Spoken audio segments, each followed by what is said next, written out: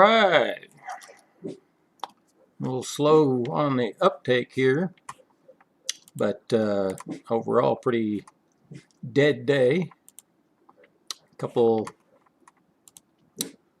sells, bunch of dividend takes. Everybody knows what the dividend amounts. We need to edit this, I think. So we ended up with no longs. We didn't buy anything today, but we did sell ETR, which is Entergy, and MDT, which is Medtronics. So we ended up with a profit of what, 10.05? Yeah, not much, but still positive in a pretty slow environment. Things keep edging up though. It's interesting. We'll see what happens, but let's go over to Mosaic. Kind of doubt anything's probably going to happen. Yeah, we got more well, that's the wrong one. It's not the one I wanted to look at. I wanted to look at this one. There we go. Yeah, bigger portfolio is a little easier to go through. So, what do we got?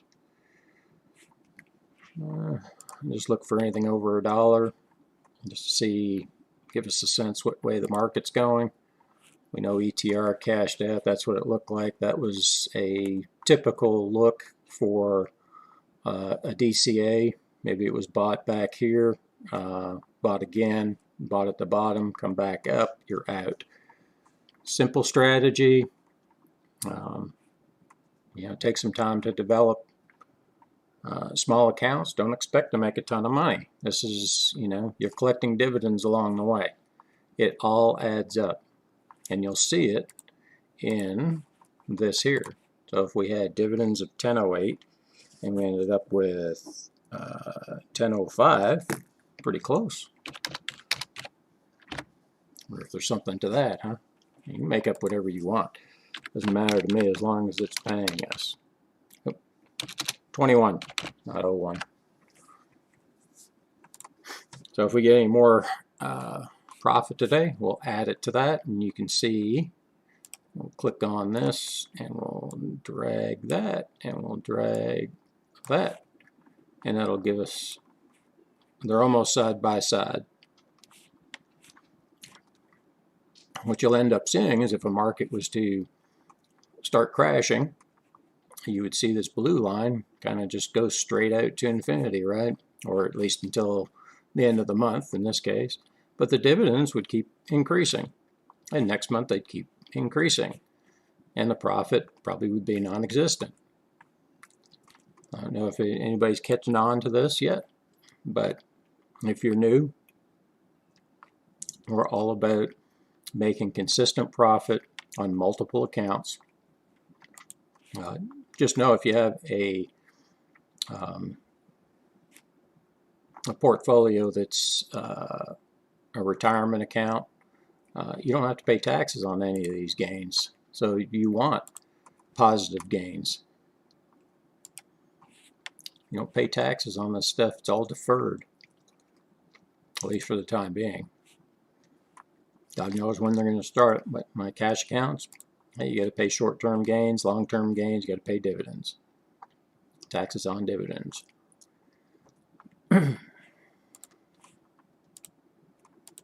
So if you're young, you need to understand that, because it helps you grow your base, helps you grow your money. No matter what you do in life, doesn't matter. But if you don't have any way of making your money multiply, right now the best thing in business going for us is the stock market. I mean, go look at CDs, go look at real estate. Real estate's going through the roof. How can you make any money off that? What are you going to charge somebody $5,000 rent on a 2-bedroom? I know there's probably some people that would like to do that, but not a lot of people are going to pay it, not unless they're desperate. They would rather buy. So if you're looking for discount houses, it's going to have to be a real dump. Like, I mean, dump. Like, nobody wants it, and nobody's probably going to want to live in it. So you have to spend a lot of money just to get it up to a standard where somebody would live in it and then you'd have to charge outrageous prices, so it's probably not in a good neighborhood. But yeah, there's plenty of people telling you to buy real estate right now because they're trying to sell it. That's the common theme that you hear everywhere. Buy, buy, buy. Because we're sell, sell, sell. I could be saying that too. It's like, hey, I got this NHC here. I'm selling it for $78.97, and I know it's going higher. I can get out there and say that all day, and it just keeps dropping, right? So people just keep on buying it because I'm some guru that everybody thinks I know something. I won't name names.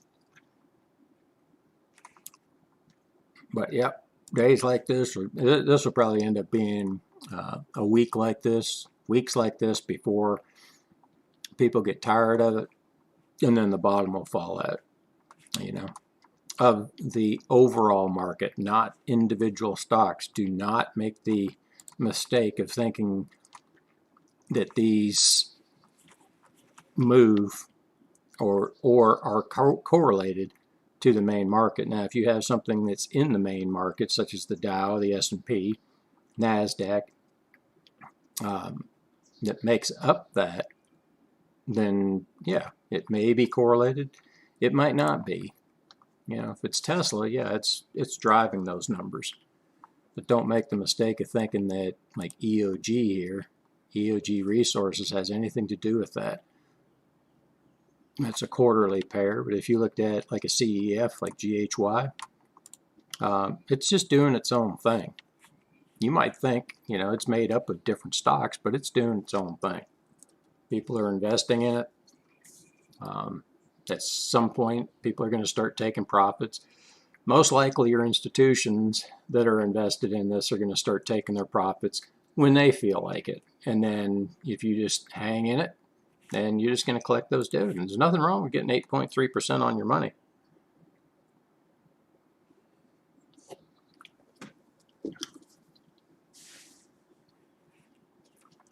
JQC. Now, I thought there'd be more going on today, but that's what you get for thinking. PDI, PNW. So you have to be okay with these kind of days or weeks. You know, just know that you're bringing in money. It's constant. The more stocks that you have, the more diversified you are. Where people get into problems with their portfolios and they end up having too many positions is because they're just invested in stuff that doesn't pay them anything, you know, for sitting on it. I want to get paid. I don't want to, you know, buy something that I'm not getting paid on. Why? Why bother? Why would I invest more money into something? You know, hey, Tesla might be a great stock, and but what's Tesla at right now? What is that? TSLA. LA. Oh, it's only at $756, but you notice it doesn't pay anything. It doesn't pay squat. No dividends. Nothing. Yeah, see, there's something that pays dividends every month. All right. This doesn't pay nothing. So how are you going to make money? Well, if you buy it right now, it's got to go up, right? So if you got $757 to buy one share, if you do, how much you want to make? You want to make $100, so it's got to go to $857, right? Well, it's got to be up here somewhere. You can do that. One share. Got to go up 100. If you want to make $100, it's got to go up here. Is it going to do it? Your guess is as good as mine. But if you think by reading this chart and putting some lines on there like this, well, if it breaks out of that, I think it's going higher. Okay. Well, maybe it looked like this before. Well, if it breaks above that, I'm going to I'm going to buy it. I mean, there's all kinds of different things that you can put on charts. I mean, there's hundreds. They're called indicators.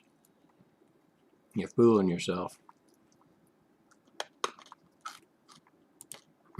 Have a reason for owning it and have a target price that you want for it. If you want 10%, you want to make 10% off of this, off one share, it's going to have to go up $75, right? So that's not $100, that's $75. That would be a 10% move. I mean, you got to pick your numbers. Pick your strategy. Stop worrying about making a mistake and start thinking, I don't want to lose money. How am I going to do it? You start doing it that way, you'll sit back and not throw your money in the market just thinking, willy-nilly, okay, what am I going to do? Well, if it goes to this line, I'm going to sell. Or if it goes here, I'm going to buy.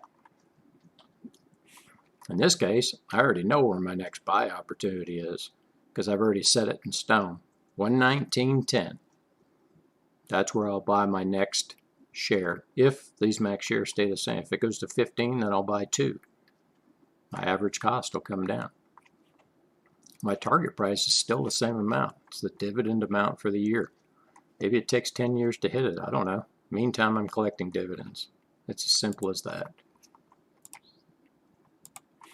If you don't think, look, these portfolios, if the stuff never went up or never hit your targets, you'd end up owning everything, right? Well, there's thousands of stocks, and most of these portfolios that I work have less than 150 to 100 to 150 different stocks because they're constantly trading in and out. I can't tell you which ones are going up. I can't tell you which ones are going down. You just play the numbers.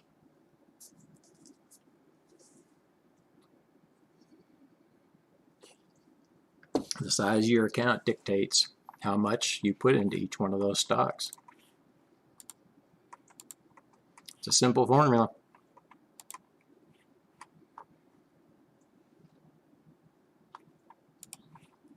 But LDP, just hanging out. Maybe it goes up, maybe it doesn't. There's another one in here that was supposed to be moving.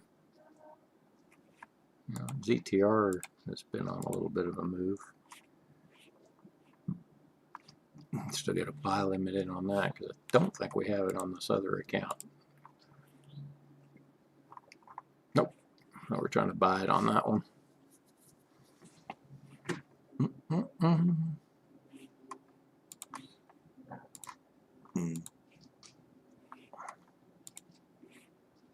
Yep.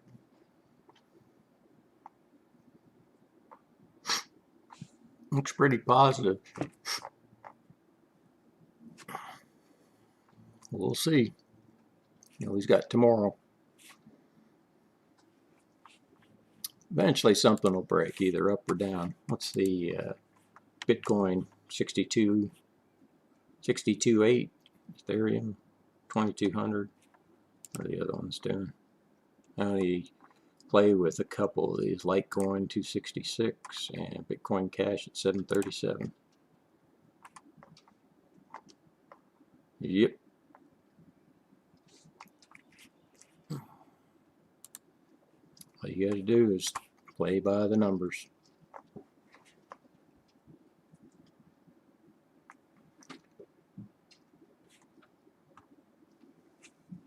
Oh, dogs are fixing a fight.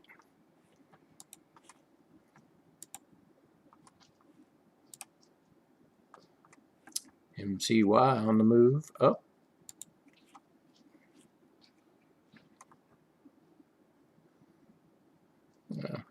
Just not a lot of volume or activity outside of the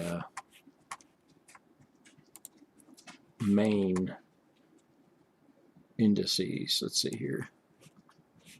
Yeah, I mean, NASDAQ's flying, but that could be all because of 2 or 3 different stocks. ES is up a little bit. It's not, that's a decent move, but nothing to write home about. It looks like a lot of bank financial stuff took a little bit of a hit today.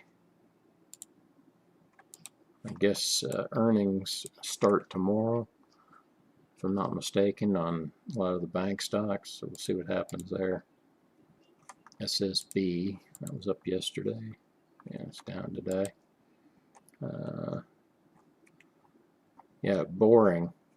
Like watching paint dry. If you're sitting here watching this stuff all day, every day, yeah, you're gonna drive yourself crazy, and then you're gonna make stupid mistakes. You're gonna be like, oh, I need to buy something that's moving. Nothing's moving. So, you know, the time to do it's when things are moving, right? Not when things are not moving. Patience, man, patience. Don't get fooled by all the people saying that they're doing awesome, that they're just fucking kicking ass, you know, and they're just making money left and right. Invest what they're investing in. I ain't telling anybody what to invest in. You invest in what you want to invest in. I'm just showing you how to manage your position. That's what this whole thing's all about. It's not what you own, it's how you manage it. And how much, you know, how much your portfolio is worth and how much you put into each stock. You can't be stupid. If you're happy with 3%, I'm happy with 3%. But that's for you. I'm not happy with 3%. My minimum goal is 10%. That's what I want to make a year on each portfolio, minimum. So if I can hit 12, 15, 20, I'm happy. 20%, you double your portfolios in 3 years. So it doesn't matter how much money you have. You got 20,000, now it's 40.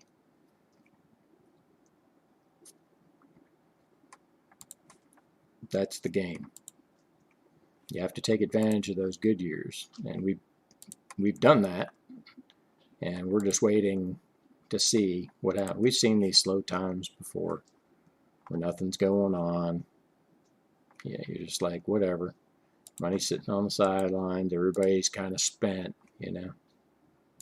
They're like spent emotionally, because that's how most people trade, is emotionally. All we're doing is looking at where everything's at. You know, I don't need the chart to look at. It's just visually, it's more stimulating. But when you're sitting here looking at this, you can say, okay, I'm only down $4. I'm down 47. Okay, this is the goal account's down 4,000. Who cares? Doesn't mean anything. It's unrealized, right? And this one, what's it down? This one's down 36.21. There again, it means nothing, because until you sell something, it's not realized. And what's this other account? Over here to Classic. This account's down 15, right? Still means nothing. It's just a number, just telling you something. You can take that and make it go away. Just remove that column. It means nothing. But what does mean something is be able to look at that and say, hey, can I take 135 profit? You could. Right now, you'd realize it if you sell it. But I stick to my game plan. It's like, it's not greed. It's like, I just want it to hit this number. If it hits that number, I did what I said I was going to do. Now, if I needed $135 for some reason, I didn't have the cash sitting down here. Why is this thing not moving? All right. So let's just say that's 0 instead of 17,000. That's how much cash we got sitting in this account. It's not working, right?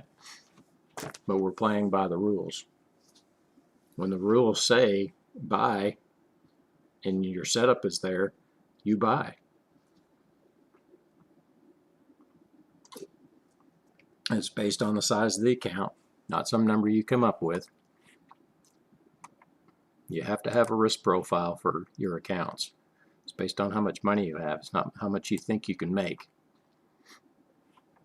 So we're still sitting waiting to get into some of these. You know, this one's already DCA'd to the bottom. We're waiting for it to come back up on the scan. If it comes up on the scan, guess what?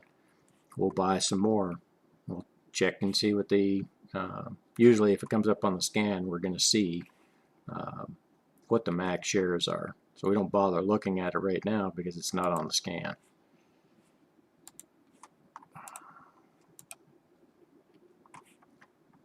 Scan is the man.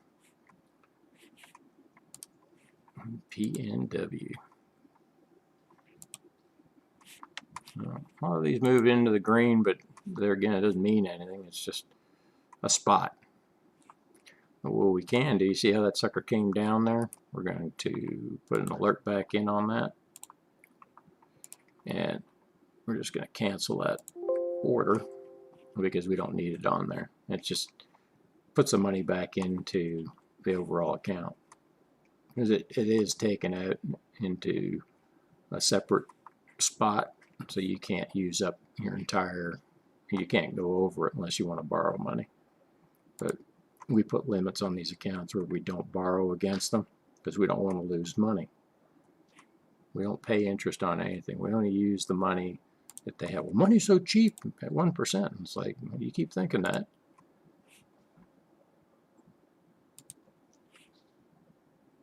It'd be nice to hit a couple of these, wouldn't it? That would make for a really good month as far as CEFs go. All these CEFs are really moving. These ones are down today. But that CLM, these things have been around since the 70s. You can trade these left and right.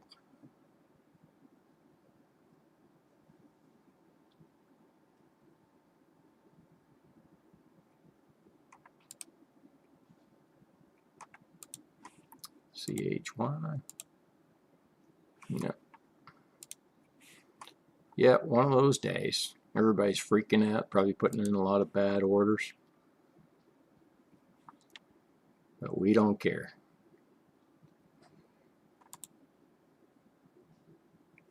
Yeah. This, well, since, let's see, the middle, let's say the middle part of last week, which is the 8th, let's say, yeah, so 5 days ago. So we've had basically 4 trading days of pretty much nothing. You know, well, I'm not talking about dividends, I'm talking about trades. That means the market has stalled. And you can see it. This is a good representation of the market. It jumps up, and we're watching that blue line, right? It's jumping up, everything's selling, selling, selling, and all of a sudden it just goes flat. Which means there's things selling, but just not a lot of them. So we're not having as many occurrences. Treat every trade the same. Don't worry about the value. As long as it's positive, it doesn't really matter. It's continuing to grow. If you're looking for 500, 600, 700% returns, you know, you're listening to the wrong people. You're watching, you know, penny traders, and you're watching options traders talking big money, and then you come to find out you didn't understand what a percentage was, and we're actually making more money with smaller risk. But they like to tell you, well, you know, if you bought 100, and I said, well, I don't want to buy 100. So what's my risk now? It's what I have in it, right? Because this can go to zero. I've got $103 at risk, so I can make 4%. So I'm going to make $4.24. Well, you going to make any money that way?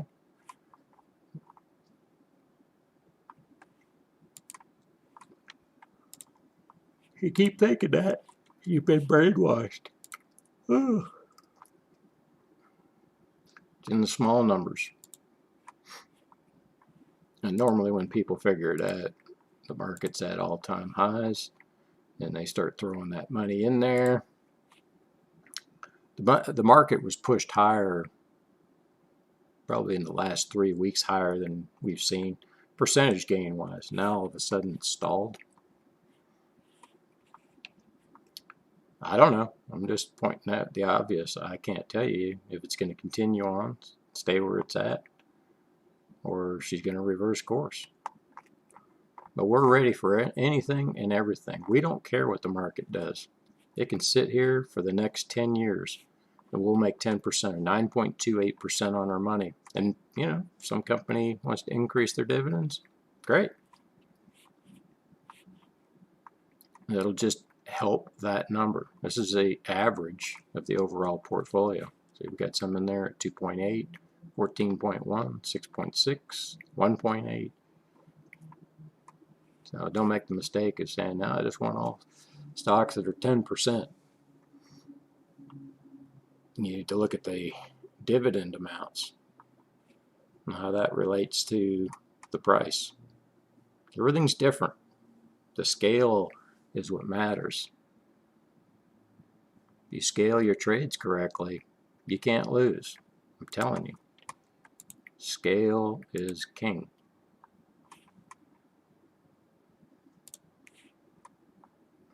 We're not talking about scaling into trades. We're talking about how much money you have in each trade versus how much money you've got. Okay, this is a very large, right? You could lose all of that, but how did it get to this number? Been in here a while, years, right? So it's, even if it was 6.6% when we started 10 years ago, it's pretty much paid for that amount right there. So it's positive. So you can actually close it out, and if you went back, say, okay, well, this is what I originally paid for it, and I made this amount of interest, 6.6, right? Work it out. 6.6 or 126 times 132, multiply that by 10 years. Let's do that just for the hell of it. I like doing this because people don't get it. 26 multiplied by $1.32 times 10 years. 1663. So that's 10 years at 6.6. Well, it's going up, so we got to subtract a little. So let's say it's 126, and we don't know what the dividend amount was. So we'll say 10. Let's go. We got another 800. So 15 years to double your money. So if it's been in there 10, how much are you down if you're positive? Well, right now you're not down anything, but if it was negative, you see my point? You're not down anything right now. You could take that off the table. But why? You're making 7%. I want that full amount. That was the initial amount that I wanted to take out on this position. So if it goes up and hits that, I'm out. One of these keeps showing up here. If it makes sense to you, keep following. If you want to know more, shoot me a line. I'm more than happy to help you. The only thing we sell is a scan. Help people figure out the best stocks to own that you can make dividends on.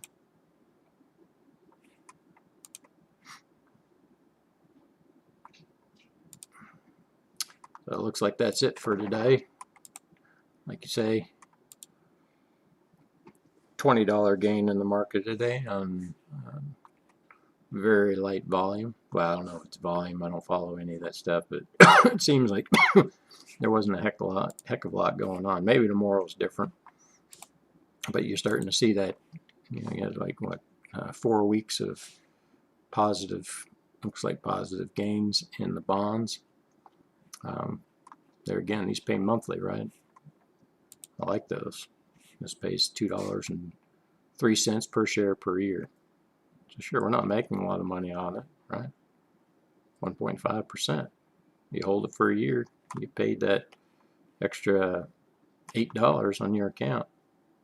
You have to think scale. You have to think numbers. It's just a numbers game. But if you get stuck into that, well, the only way I'm going to make money is if I can buy 100 shares. Good luck.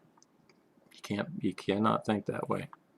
And once you get that money together, and you got a couple $1 million, now you can start thinking that way, because it's going to be a small percentage of your portfolio that you're putting at risk.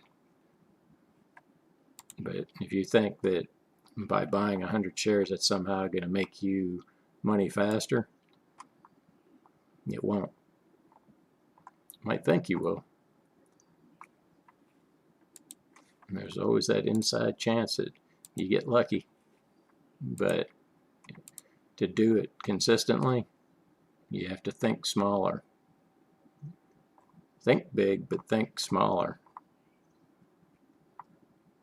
I know that's kind of retarded sounding, but you'll get my drift if you watch me long enough.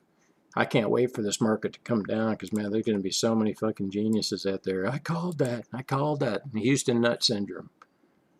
If you don't know what I'm talking about, just look up Houston Nut and I called that. When he had a quarterback by the name of Matt Jones, who was running all over the field for shit, it seemed like 5 minutes. Running, and finally threw it down and scored a touchdown. And he's on the sidelines after winning the game and going crazy like he normally did. And somebody asked him, man, did you call that? And he said, hell yeah, I called that. And he wasn't joking. That was a called play, and I called it.